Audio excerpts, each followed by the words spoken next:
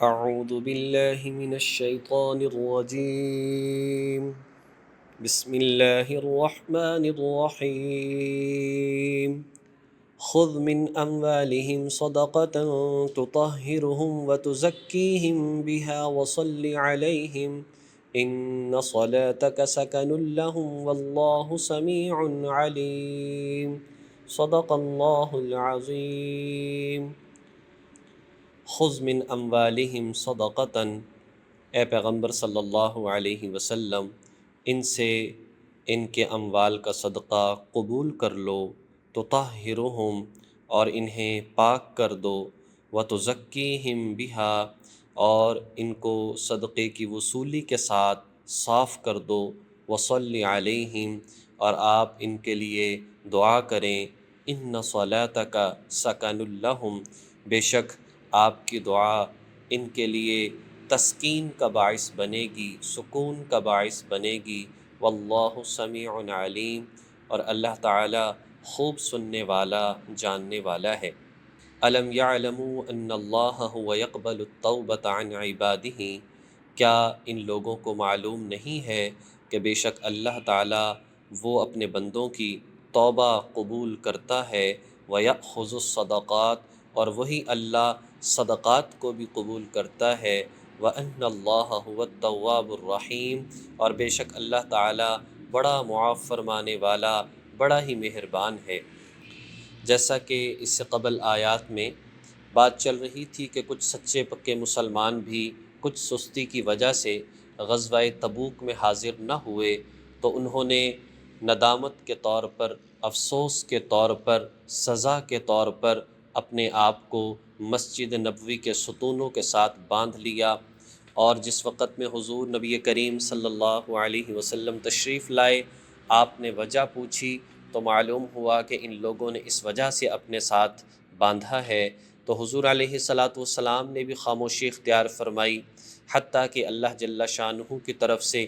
آیات نازل ہوئیں اور ان کے اندر کہا گیا کہ ان لوگوں کی توبہ کو قبول کر لیا جائے اور ان لوگوں کو معاف کر دیا جائے۔ چنانچہ یہ کچھ لوگ ایسے تھے کہ جنہوں نے اپنے اس معافی کے لیے کچھ صدقات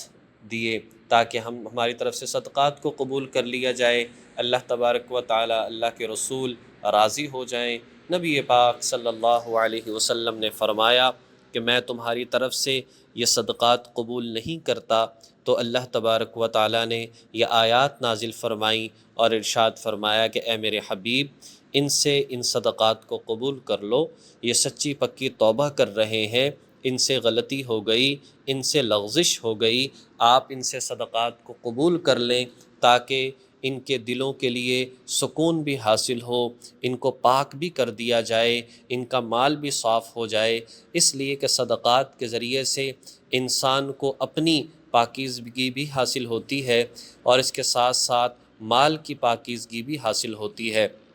گویا کہ اس آیت کریمہ میں صدقہ کرنے کے دو فائدے بیان کیے ہیں۔ نمبر ایک، انسان کے گناہ اور برے اخلاق اس سے پاک ہونے میں صدقات مدد دیتے ہیں۔ دوسرا یہ ہے کہ انسان کی نیکیوں میں برکت ہوتی ہے اور ترقی حاصل ہوتی ہے، اس لیے صدقات کو ادا کرنا بہت بڑے فائدے کی چیز ہے۔ اور پھر اے نبی صلی اللہ علیہ وسلم آپ ان کے لیے دعا بھی کیجئے۔ چنانچہ جب نبی صلی اللہ علیہ وسلم کے پاس کوئی زکوٰۃ لے کر آتا تو حضور علیہ السلام اسے یوں دعا دیتے کہ اللہ تبارک و تعالی تمہاری آل اولاد پر رحمت کرے، جس سے وہ خوش ہو جاتا۔ تو گویا حضور علیہ السلام کی دعا بھی تسکین کا باعث ہے، اور اسی طریقے سے ان لوگوں کے لیے جسمانی، روحانی، مالی طور پر بھی صدقات کا ادا کرنا اور شریعت کا قبول کر لینا، یہ ان کے لیے تسکین کا باعث ہے اور پاکیزگی کا سبب ہے۔ اور فرمایا کہ وہ اللہ ہی کی تو ذات ہے جو صدقات کو قبول کرنے والی ہے، جو اپنے بندوں کی توبہ کو قبول کرنے والی ہے، لہٰذا اللہ تعالیٰ نے ان کے توبہ کو قبول کر لیا ہے، اس لیے کہ کوئی سچے پکے دل کے ساتھ آئے تو اللہ بڑا قبول کرنے والا ہے، بڑا رحم فرمانے والا ہے، بڑی محبت فرمانے والا ہے۔ حدیث میں آتا ہے کل بنی آدم خطاء، سارے کے ساری آدم کی اولاد خطا کار ہے، وخیر الخطائین التوابون، لیکن بہترین خطا کار وہ ہیں جو توبہ کرنے والے ہیں، سچی اور پکی توبہ کرنے والے ہیں، کہ جس توبہ کرتے وقت ذہن میں یہ ہو یا اللہ آئندہ کبھی یہ گناہ نہیں کریں گے، گناہ کو چھوڑ دیں، ندامت اور افسوس ہو، یہ توبہ قابل قبول ہے، چاہے کسی بھی گناہ سے مرنے سے پہلے اور غرغرہ کی حالت سے پہلے توبہ کرے گا تو اللہ تبارک و تعالی معاف فرما دیں گے۔ وَقُلِ اعْمَلُوا فَسَيَرَى اللَّهُ عَمَلَكُمْ وَرَسُولُهُ وَالْمُؤْمِنُونَ، اور ان سے کہہ دو اعملوا کہ تم عمل کرو، عن قریب اللہ تعالیٰ تمہارے اعمال کو دیکھ لے گا، اور رسول بھی دیکھ لے گا، اور ایمان والے بھی دیکھ لیں گے، یعنی تم کس طرح سے عمل کرتے ہو، کس نیت سے عمل کرتے ہو، عن قریب تمہیں دیکھ لیا جائے گا۔ باقی یہ ہے کہ اللہ کے نبی اور اسی طریقے سے مؤمنین ظاہری حالات کو دیکھنے والے ہیں، اور اللہ تعالیٰ دلوں کے حالات کو بھی جاننے والا ہے، لہٰذا آخرت میں وَسَتُرَدُّونَ إِلَىٰ عَالِمِ الْغَيْبِ وَالشَّهَادَةِ، اور عن قریب تمہیں ایسی ذات کے سامنے پیش کیا جائے گا جو ہر چھپی ہوئی اور ہر ظاہر چیز کی جاننے والی ہے، فَيُنَبِّئُكُم بِمَا كُنتُمْ تَعْمَلُونَ، پھر وہ تمہیں بتائے گا کہ تم کیسے عمل کیا کرتے تھے۔ یعنی دنیا میں یہ تمہاری طرف سے قابل قبول ہے، لیکن آخرت میں اللہ کے حضور پیش کیا جائے گا تو اللہ خوب جانتا ہے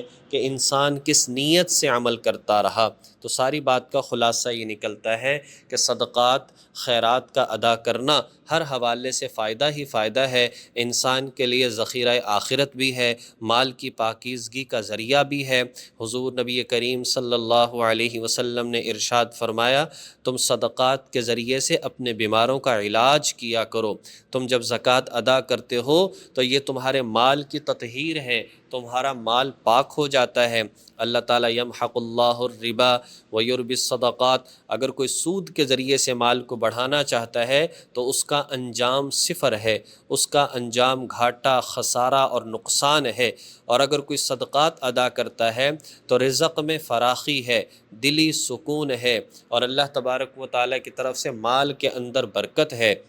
اور آخر میں یہ بات ارشاد فرما دی کہ دیکھو توبہ کر لی ہے تو توبہ کے بعد یہ نہیں کہ اب خاموش ہو کر بیٹھ جاؤ، بس مطمئن ہو کر بیٹھ جاؤ، نہیں، اعملوا فسیر اللہ عملکم، عمل کرتے رہو، عمل نہیں چھوڑنا، نیک اعمال میں لگے رہو، گناہوں سے بچتے رہو۔ ان نیک اعمال کو اللہ کی ذات بھی دیکھ رہی ہے، اور اس وقت میں اللہ کے نبی بھی دیکھ رہے ہیں، اور ایمان والے بھی تمہارے نیک اعمال کے گواہ بن رہے ہیں، لہٰذا ان کاموں کو کرتے رہو۔ اور دوسری بات ایک اور یہاں پر سمجھ لینی چاہیے، اگر اسلامی ریاست ہو، مسلمانوں کا ایک شریعت پر عمل کرنے والا حکمران ہو، اس کو یہ حق حاصل ہے کہ وہ لوگوں سے زکوٰۃ اور عشر ان کو حاصل کرے، وصول کرے اور مستحقین میں خرچ کر دے، یہ اس کو حق حاصل ہے۔ یہی وجہ تھی جب لوگوں نے زکوٰۃ دینے سے انکار کیا تو حضرت ابوبکر صدیق رضی اللہ تعالی عنہ نے ان لوگوں کے خلاف جہاد کیا۔ آج چونکہ مسلمان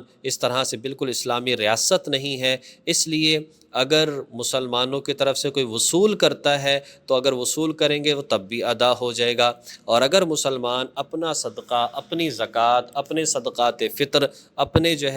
واجب صدقات، زکوٰۃ خود ادا کرتا ہے تو یہ تب بھی قبول ہو جائیں گے۔ اللہ تبارک و تعالی ان ساری باتوں کو سمجھ کر عمل کرنے کی توفیق نصیب فرمائے۔ وآخر دعوانا ان الحمد للہ رب العالمین۔